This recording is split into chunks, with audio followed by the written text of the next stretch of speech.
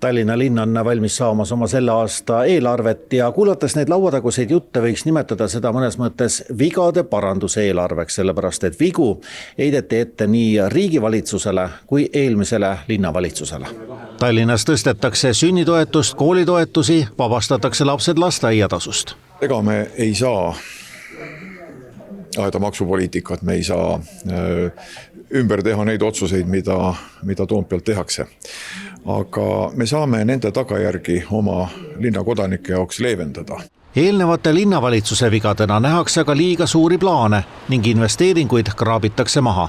Tallinna haigla projekteerimisest loodetakse pääseda, aga lepingust taganemisvõimalus pole veel kindel. Probleem on olnud linnale suure kümnetesse miljonitesse ulatuva kohustuse võtmine tingimustes, kus haigla rahastus on täiesti ebaselge. Ehk me võtame kulutuse, me peame selle tegema ja seda haiglat ei pruugi ju tulla. Projekteerimata jääb ka avatud kogude hoidla, sest selle ehitamiseks nagunii raha ei ole.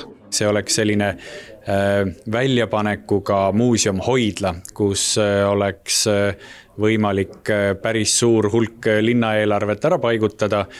On erinevad hinnangud andnud ehitusmaksumuseks, ma ei tea, 55 ja 60 miljonit. Endise linnapea Jevgeni Ossinovski arvates pole uus linnavalitsus aga mitte seisak, vaid lausa tagasiminek.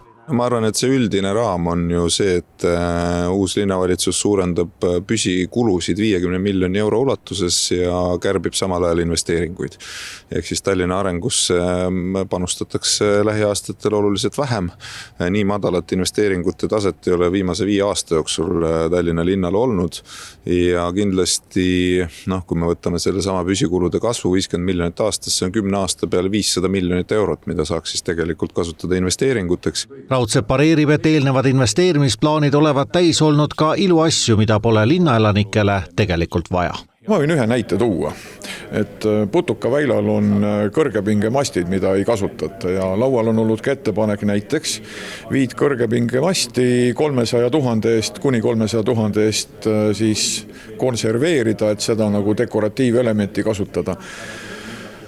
Ma ei arva, et see oleks linnakodanikule vajalik. Suuri koondamisi linnavõim ei plaani. Küll aga koondatakse kõik rohepoliitika ja kliimaneutraalsusega seotud ametnikud. Võetud vastu otsus, et Tallinna linnas ei pea enam olema keskkonnapoliitikat, siis see praktiliselt tähendab, et ka järgmisest eurovahendite perioodist võib Tallinna linn suu puhtaks pühkida. Sest eurovahendeid linnadele antakse valdavalt säästva liikuvuse jaoks, on siis ühistranspordi arendamine, ka rattaliikluse arendamine ja kui linn deklareerib, et meid need eesmärgid ei huvita, siis loomulikult me sealt ka ühtegi eurot raha ei saa, et see raha läheb siis Tartusse ja Pärnusse, teistesse linnadesse, aga Tallinn jääb sellest ilma.